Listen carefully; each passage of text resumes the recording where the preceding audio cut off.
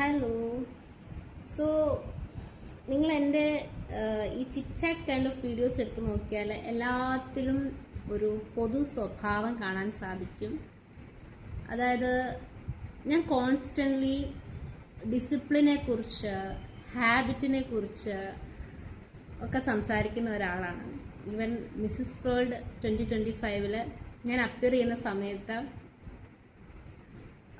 നമ്മളെക്കുറിച്ച് ഇൻട്രൊഡ്യൂസ് ചെയ്യുന്ന സമയത്ത്, അതായത് വളരെ കുറച്ച് വരികളിൽ നമ്മളെ പ്രസൻറ്റ് ചെയ്യണം. അപ്പോൾ ആ സമയത്തും ഞാൻ എന്നെ പ്രസൻറ്റ് ചെയ്തപ്പോൾ ഈ ഡിസിപ്ലിനെ കുറിച്ചും കൺസിസ്റ്റൻസിയെ കുറിച്ചും ഹാബിറ്റിനെ കുറിച്ചും ഒക്കെ സംസാരിച്ചിട്ടുണ്ടായിരുന്നു. എന്നെ സംബന്ധിച്ച് വളരെ റീസെൻ്റ് ആയിട്ട് വരെ ഞാൻ ബിലീവ് ചെയ്തിരുന്നത്, നമ്മളിപ്പം പല ഗുഡ് ഹാബിറ്റ്സ് നമ്മൾ ഇൻട്രൊഡ്യൂസ് ചെയ്യുന്നതും അത് നമ്മുടെ ലൈഫിൻ്റെ പാർട്ടാക്കുന്നതും നമ്മളത് കൺസിസ്റ്റൻ്റ് ആയിട്ട് ഫോളോ ചെയ്യുന്നതും നമ്മളതിൽ ഡിസിപ്ലിൻ കാണിക്കുന്നതെല്ലാം നമ്മുടെ വിൽ പവർ എന്നാണ് ഞാൻ ധരിച്ചിരുന്നത്. ഞാൻ കോൺസ്റ്റൻ്റ് ആയിട്ട് റിസർച്ച് ചെയ്തുകൊണ്ടിരിക്കുന്ന ഒരു ടോപ്പിക്കാണ് ഇത്, പവർ ഓഫ് ഹാബിറ്റ്. അതുപോലെ തന്നെ നമ്മൾ ബാഡ് ഹാബിറ്റിനെയൊക്കെ നമ്മളിങ്ങനെ ഒബ്സർവ് ചെയ്തിട്ട് സൈഡാക്കുക. ഗുഡ് ഹാബിറ്റ്സ്, നമുക്കിപ്പോൾ ലൈഫിൽ എന്തൊക്കെ കാര്യങ്ങളാണ് അച്ചീവ് ചെയ്യേണ്ടത്, അപ്പോൾ അതുമായിട്ട് ബന്ധപ്പെട്ട കാര്യങ്ങൾ നമ്മൾ നമ്മുടെ ഡേ ടു ഡേ ലൈഫിൽ incorporate as A habit incorporate ചെയ്യുന്നതാണ് നമുക്കത് ആ സക്സസ്സിലേക്ക് നയിക്കുന്നത്.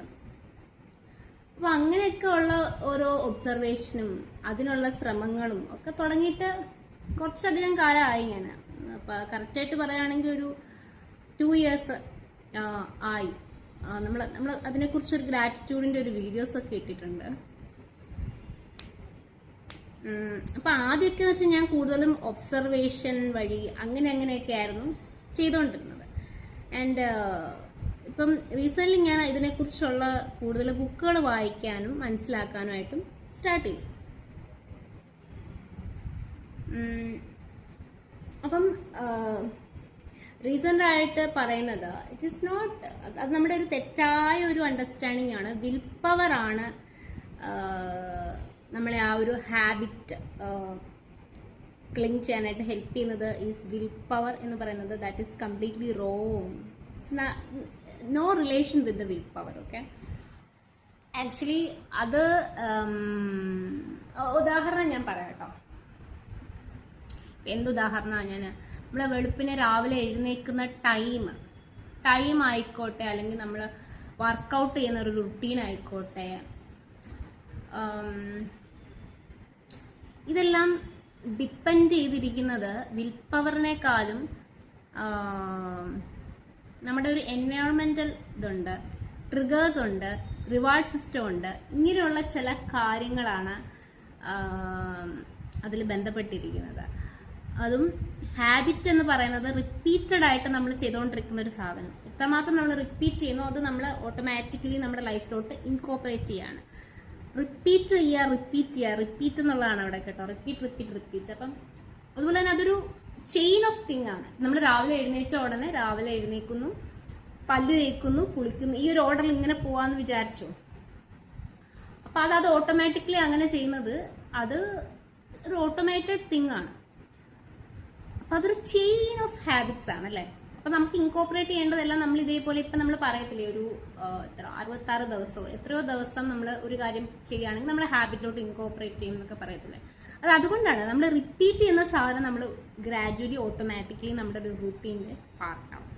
സോ ഇപ്പം നിങ്ങൾ ഏതെങ്കിലും ഒരു ബാഡ് ഹാബിറ്റ് നമ്മൾ മാറ്റണം എന്ന് വിചാരിക്കുകയാണെങ്കിൽ, എനിക്കതിനുള്ള വിൽ പവർ ഇല്ല എന്ന് പറഞ്ഞിട്ട് മാറി നിൽക്കുന്ന ഒരാളാണ് നിങ്ങളെങ്കിൽ, തീർച്ചയായിട്ടും നിങ്ങൾ കരുതുക അത് വിൽ പവർ അല്ല.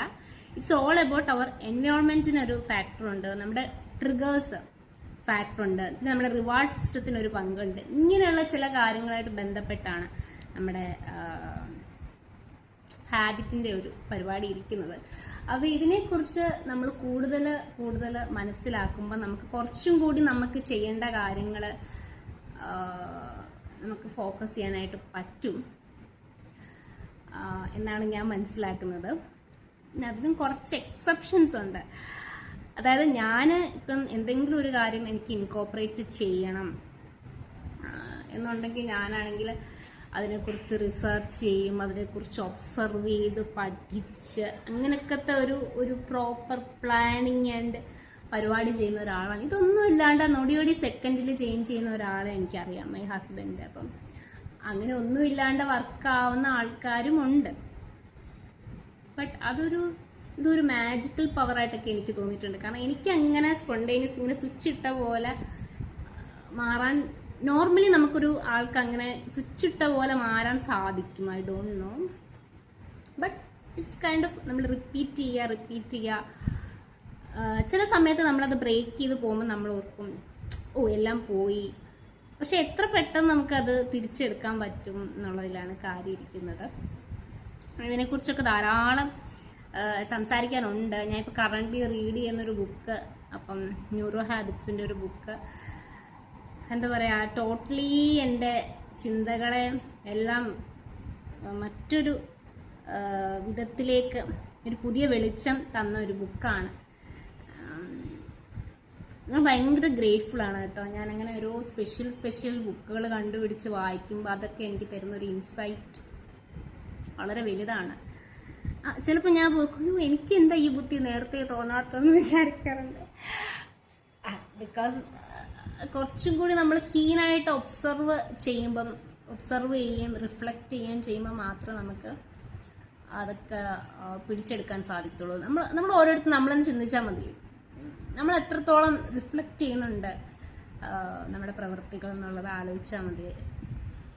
ആ ഒരു റിഫ്ലക്ഷൻ ഓരോ ടൈം നമ്മൾ കൊടുക്കുമ്പോൾ മാത്രം നമുക്ക് ആ ഒരു ഇമ്പ്രൂവ്മെൻറ്റിനൊരു സ്കോപ്പുള്ളല്ലേ. യാ അപ്പോൾ ആ ബുക്ക് ഫുൾ കഴിയുമ്പോൾ ഞാൻ നിങ്ങളുടെ അടുത്ത് സംസാരിക്കുന്നതായിരിക്കും. ആർക്കെങ്കിലുമൊക്കെ ഒരു ഉപകാരമാവുമെങ്കിൽ ആവട്ടെ എന്ന് വിചാരിച്ചിട്ട് കേട്ടോ. എനിക്കിതൊക്കെ വലിയ ഹെൽപ്പാവുന്നുണ്ട്. എൻ്റെ ഗുഡ് ഹാബിറ്റ്സ് ഇൻകോപ്പറേറ്റ് ചെയ്യാനും ഒക്കെ ഒത്തിരി ഹെൽപ്പാവുന്നുണ്ട്. അപ്പോൾ അതുകൊണ്ടാണ് ഞാൻ ഇതുപോലെ ഷെയർ ചെയ്യുന്നത്. അപ്പം ശരി.